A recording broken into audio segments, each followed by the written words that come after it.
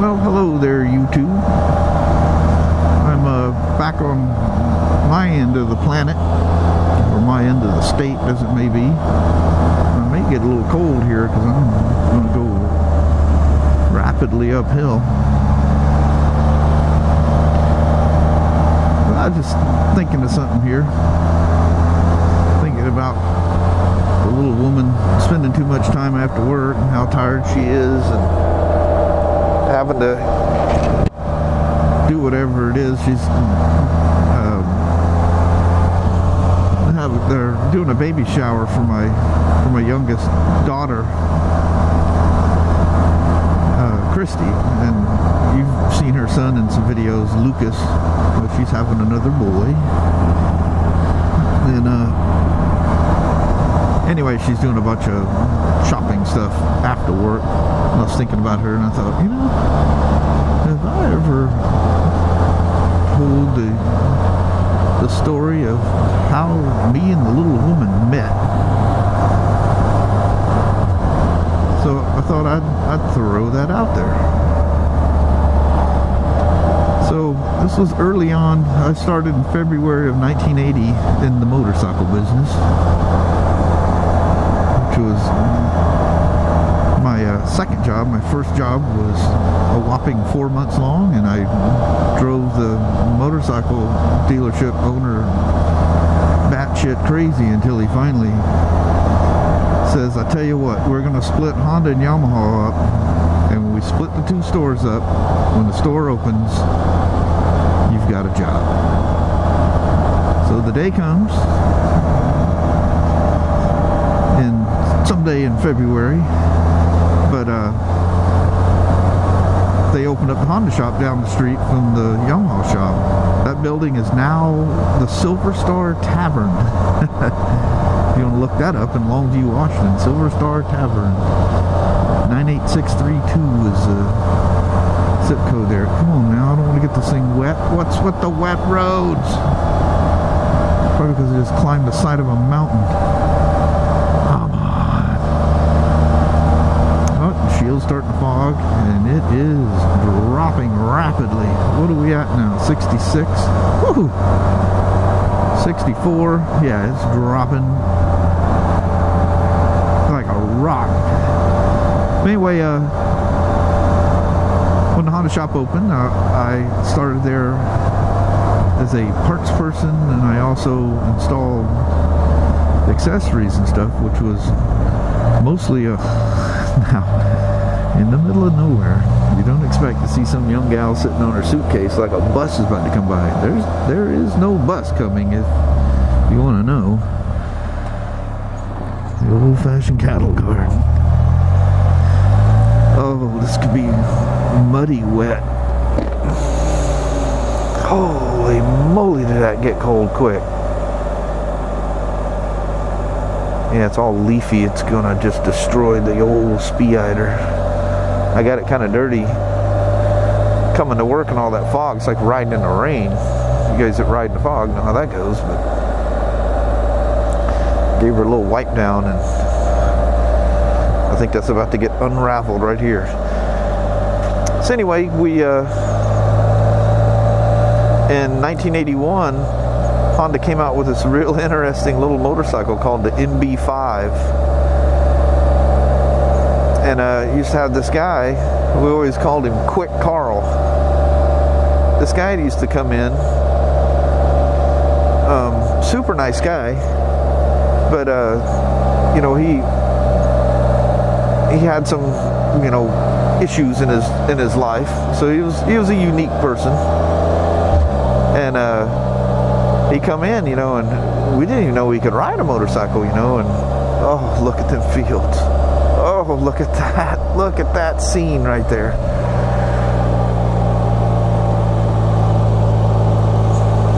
Wow. It looks like something you'd see on the ocean. That house has that siding that looks like houses you see at the ocean. I'll get the story out, I promise. But anyway, old Quick Carl used to show up. He'd driving his parents' car. No, he had a little Ford Courier pickup truck. He come in and, man, he was all about that little MB5. It's a little 50cc air-cooled street bike, if you guys don't know. So one day, old Quick Carl shows up with money in hand, saying he wants to drive away from that store with that motorcycle, that MB5. And away he goes. So he, you know, I don't think he even test rode it or anything. He paid cash and he was out. I don't think he even knew what he was getting into, you know. So he's out there in the parking lot and he's ring ding ding ding, gets it all, you know, we tell him about, you know, warming it up. You don't want to cold seize a little air cooled or water cooled for that matter, a little two-stroke. Give it a moment to let everything swell evenly. Man, it is, I'm not saying 56, is it? No, 66. I was going, man, it's colder than I thought it was. But you guys are probably going, for the love of Christ, spit it out. So anyways, sitting there in the middle of the parking lot off to the side, and it drove out to Vandercook Way. So he drops that old MB5 in gear and ran, off he goes and flies out into the street. He doesn't stop at the parking lot, you know, at the entrance to the store. He just drives right off into the street. And we're like, oh, you know, like, because, you know, cars go by there all the time. Dives out, takes a left, takes it really wide, almost hits the curb on the other side, and off he goes, you know. Well, man, everywhere you went around Longview and Kelso, there's old Quick Carl hauling butt on that little MB5. How that thing lived through it, because, you know, it's those little two-strokes. It was essentially the little CR80 motor of the day, just downsized to 50 cc's. You know, you have to rev the heck out of those things. But anyway, it's, in fact, that bike is still around. So my friend Dean, that I always tell you the wild stories about, which we still haven't got together. I don't even know if he's still living around here anymore. I ran into him at a Walmart's and talked about getting together and exchanged phone numbers, and just kind of, I don't know. I'm sure he's busy. I know I am. But anyway, Dean comes up one day and says, hey, he goes, I was up at Quick Carl's house. I said, really? And he goes, yeah, these two Southern boys, oddly enough. I don't know, they weren't with the whole paper mill thing. I don't know why they were up here. One was from Missouri, and I forget where the other one was from. But anyway, those guys, you know, I wasn't, you know, really friends with them, but they were friends with Dean, so, you know, we kind of ended up hanging out every once in a while together anyway, you know. That was a 700 Nighthawk S, CB700 SC, sitting up in that guy's drive. I just waved that. But so he goes, yeah, he goes, he's got a foxy sister. And I'm like, what? And I go, Quick Carl has a good looking sister. He goes, oh yeah, you got to see her. So he kept trying to get me to go up there and go up there. And, you know, every time I'd get to hanging around Dean and these, some of his friends, you know, things got a little weird. So it wasn't really something I wanted to do, but he's going up there one night and he goes, you got to come up here. He goes, he's pretty cool, you know, he does crazy stuff on his motorcycles and stuff, you know, he's a big show off, Quick Carl. So I go, okay, what the heck, I'll drive up there. So I had, what did I ride up there? I don't even remember now. It's one of my motorcycles. But anyway, drove up there, and I don't know what, you know, you had to know Dean to understand the crazy things that happened. So these two Southern boys were now enemies with Dean. He shows up, says hey to Quick Carl, and I say hey to him, shake hands, whatever. And next thing I know, these guys are like pummeling Dean. I'm like, oh dear God, what the hell? What has he got himself? You know, he probably did something to piss him off. Who knows? You know, I don't even remember anything about it. Well, they had this on the side there, kind of ran along like a corridor type of thing between their house and the garage. It's a 3-story house, and on the second floor by the back door that entered the house was this, I don't know if something just didn't get finished or what, but it was a sliding glass door that literally just dropped to the concrete below, you know.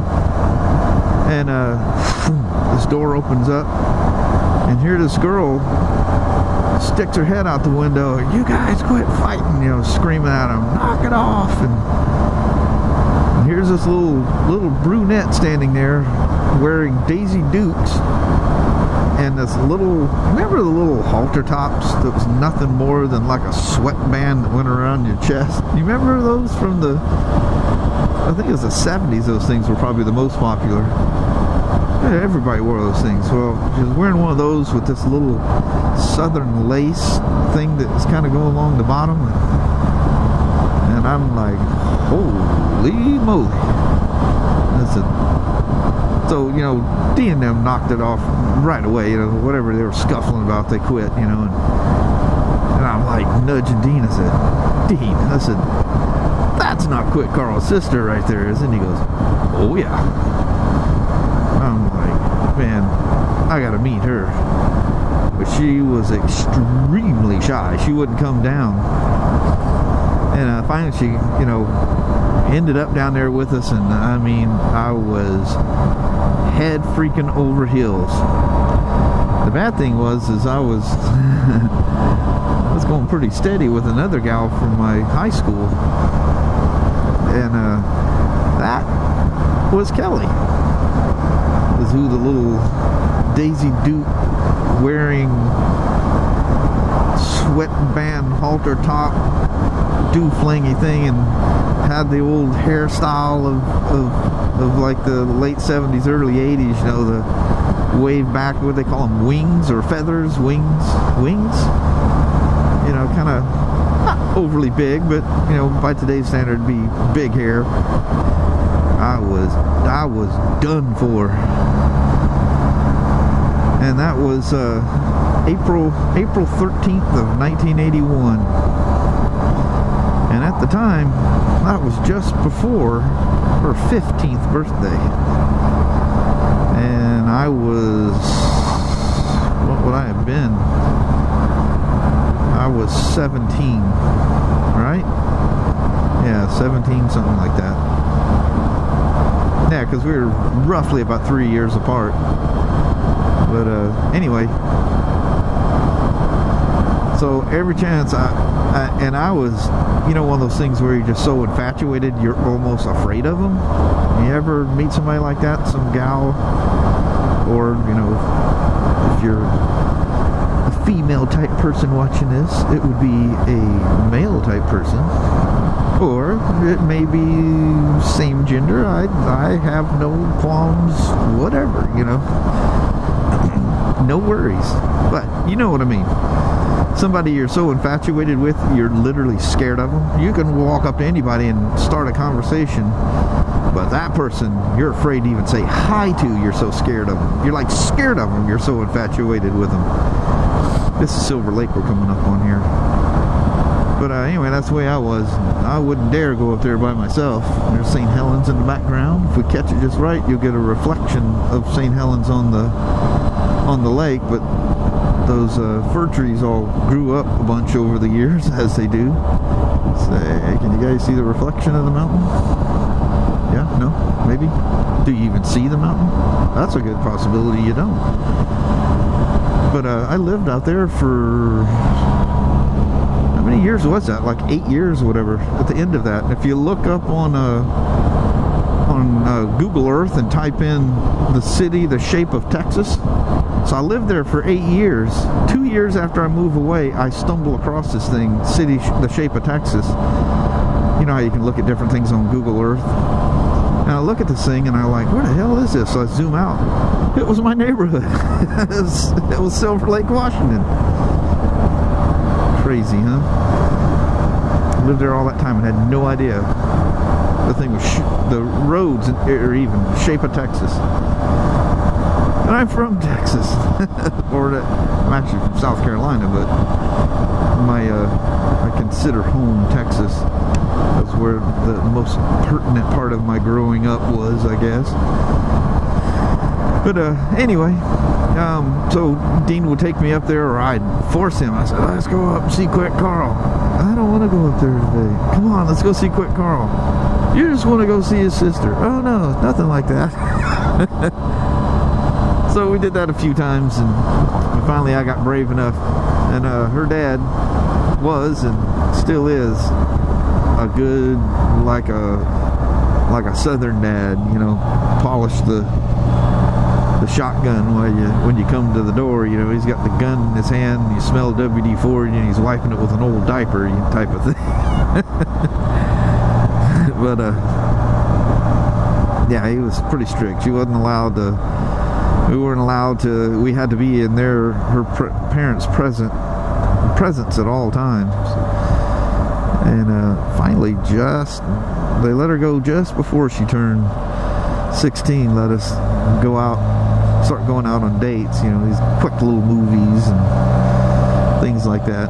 Well, as you can imagine, we didn't always go to the movies. If you see the pictures, I think I might have them posted somewhere. Some pictures of her really young. She's wearing this kind of, what they call those real fuzzy, they're like a furry sweater. They're real like furry.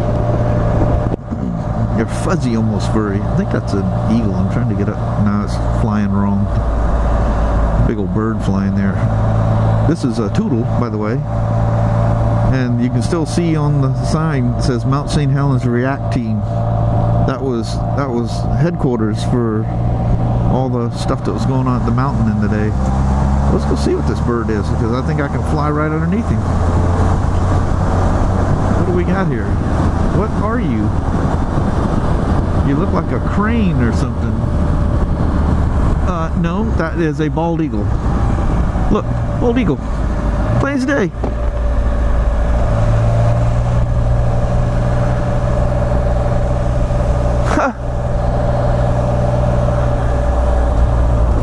What you doing there, Mr. Eye Guy? Ooh, he's swooping down on the water. Oh, look at that. See all the beautiful white in him? How cool is that? But, yeah, it's been a crazy journey ever since. And, oh man, we were get married all kinds of different times, but we were waiting until the time is right. Wait till we, you know, wanted to go special places, or, you know, we had all these different things, and you know, I ended up moving away from home, and so it was just our money, basically. And then, finally, in, January of 1986, I don't know, we just decided we're gonna do it. So I bought some plane tickets and hotel reservations, and we took off to Reno, Nevada. There was some infighting going on over, if I recall right anyway, the parents were wanting one thing, we wanted another thing, then the other parents wanted something else, and that was a buzzard sitting there in that tree. But so, you know, there was all this kind of, I don't know, you know, you try to look back on that thing now, I tend not to remember bad things. Even the bad things, I remember them in a lighter way, you know. I try to make it, and that's, you know, bad thing about, especially Kelly, and I think it's just a female thing anyway. They got memories like a like an elephant or something, you know. She'll remember something bad and literally get mad about it, you know, 20 years later. You know, and I look back on it and I go, that wasn't so bad. And I get in trouble because I'm making light of it, you know. But anyway, it seems like there was some infighting going on, and we decided, the heck with it all, we're just going to go to Reno and go do it ourselves. And that's just what we did. Had a fantastic time. Really good time. And, you know, as the years gone by, you know, now we're getting older, and she's thinking about getting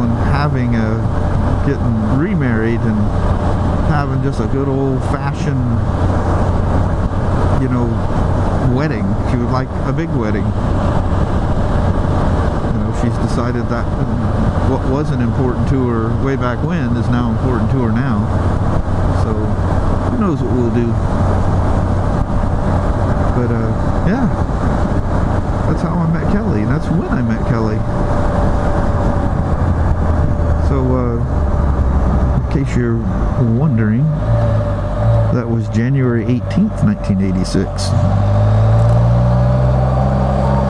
Was the official day. I remember coming out of that chapel and just almost being in shock. You know, getting married was like such a big thing to me. That was a weird off-camber in that turn, and I almost felt like I had a soft tire going on there. This is that hill that you can jump off of coming back. I won't be trying that on the Spider, but wow, can you imagine the vehicle stability control stuff that would trigger off if you caught air on one of these things? Although I know a guy that jumps he actually had a bad landing and snapped fifth gear in half and churned up in there like a meat grinder. But just some tranny parts from gears that got nicked up from the broken gear, kind of passing through some things. The inside of the motor looked like somebody slipped a hand grenade in there and went boom. But it was all just nicks and dings in the aluminum inside the cases, and it wasn't that big of a deal. It was fairly easy to rebuild. Deer or an elk? What was that? I just seen an ass of something fly in there. Oh, it's long gone now. I don't know if that even showed up on camera. Get out here in these crazy lonely places out here. I don't know if you guys know it, but Bigfoot is supposed to be ever so present around here. Not that I really know whether to believe in it or not to believe in it. Some crazy stuff happens way out here in the boondocks. Let's see what old Mount Rainier, see if we can get a better view of her now than what we were earlier. Oh yeah, we'll see her good now. If the camera will pick it up. I don't kill myself coming off the side of this mountain. I stopped here once on the iron with one of my old camera super zooms or whatever, Canon super zooms, one of the little point and shoot type SX50 or something like that. Stop right with the tree in the way. Do not want to drive off this edge here. That would be really uncool. But there's Mount Rainier there. I don't know if you can see it sitting there. There ain't nothing out there. There's little sporadic little small towns here and there. Always loved this view. It was a lot better before they logged all those trees out there though. It was just a big thick old growth forest. Now it's all thinned out and funky looking. It looked really cool. I don't know if you can tell, but that's been cut. It's probably been about 10 years ago now, but this one was done a couple years ago, right behind that little tree line. A lot of times you'll wake deer up just on the other side of the sign. They'll bed down right in them bushes right there, and you come cruising through here looking out there, all of a sudden, woof, they'll leap up and scare the hell out of you. But this thing used to have a tunnel effect, and you drive through here and you straighten out the road. See how the road, see how it ziggles here? Oh, well, I can do this on the Spider. Yeah, I gotta put a wheel off to do it. But anyway, you just kind of straighten out this little turny road here. Yeah, it doesn't work so well on the Spider. I have to drop a wheel off to sort of achieve it. But anyway, that's my very long, as my wife says,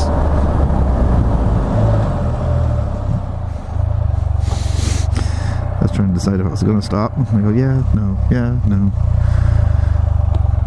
I'm now leaving Cowlitz and entering Lewis.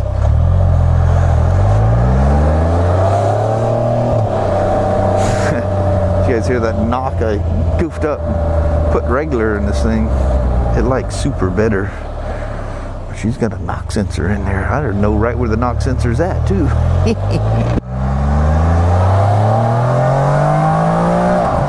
But yeah, my wife's always telling me I never get to it. Just tell the story, quit babbling on, you know. She goes, I go 15 different directions before I ever get the point out. And I think I just did that just then. So sorry about that. Sorry to have wasted your time, as my wife says. She goes, that's time I'll never get back. Ever.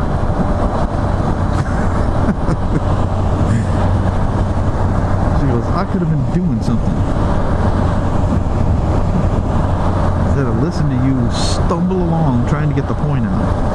It's just a simple story. I mean, really, if you look back, there wasn't really much to say there. But I made it, what, 20 minutes or something. So I'm on State Route 505, which is the road by my house. And I'm going to go up and over that mountain range right there. And it'll get cold again. It'll get real cold again. And then I'll drop off the mountain. Then I'll kind of buzz along down through the open lands, the farmlands, and find my way to my little house. Which, even though I've spent almost 2 hours coming home now, I'll still beat the little woman home.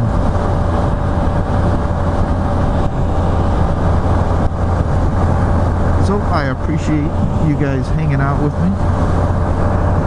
I'd love to just keep going on, but you know, at some point you have to stop the video. And I hate when I make them so long, I gotta chop them up into multiple parts. So I don't want to do that today. So on that note, I took you mostly back roads. I went, geez, how many miles? I have no idea. Probably 20 or 30 miles worth of freeway. I didn't take you all of that, but I took you some of it. And I don't know how long. I'll have to look at the video now. I do it every day. It all just seems... Some nice people on Harley, so trying to pan and scan, make sure they weren't in any kind of trouble or anything. They're just stopping for a little toke of the old cigarette. Who knows what they're doing, but that's none of my business. So anyway, I appreciate you guys hanging out with me on this. I've made a back road thing out of a non-back road ride, but I can't spend 2 hours coming home every day. That would be a little brutal. That'd be a lot brutal, actually. But I must have got some crazy good gas mileage. Well, you know what? It didn't use up any more mileage. I guess it's 6 one, half a dozen the other, huh? 72.1 miles. It'll be over the normal, but only by a couple of miles or so. But I'll probably use more gas and add a quarter of a tank. That seems excessive. I never turn the ego on at any point. And back roads romping around tend to burn more fuel anyway. So I was saying I was leaving, wasn't I? but yet I still drive along talking to you. Now, I'll make you a deal. We'll go until we pop out into the valley here, or into the fields, and the sun will be blasting you in the face, because I'll be going due west at that point, and then I'll say my final goodbye.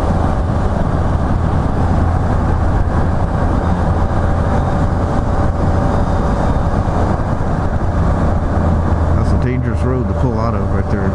People fly around that corner too fast. You get up here a ways, you can look back and see Mount Rainier, but we won't now. And that tree line right there, that's where the dirt road is that I did the little thing on the rear brakes for when I was on the DR. That road goes along there and turns and goes that way. So anyway, with the sun in your face, I'm going to say goodbye. Thank you guys very much, and have a wonderful day. Whatever time of day it is for you. If it's the end, I hope you had a great day. If it's the beginning, I hope you have a wonderful day. So we'll talk to you later.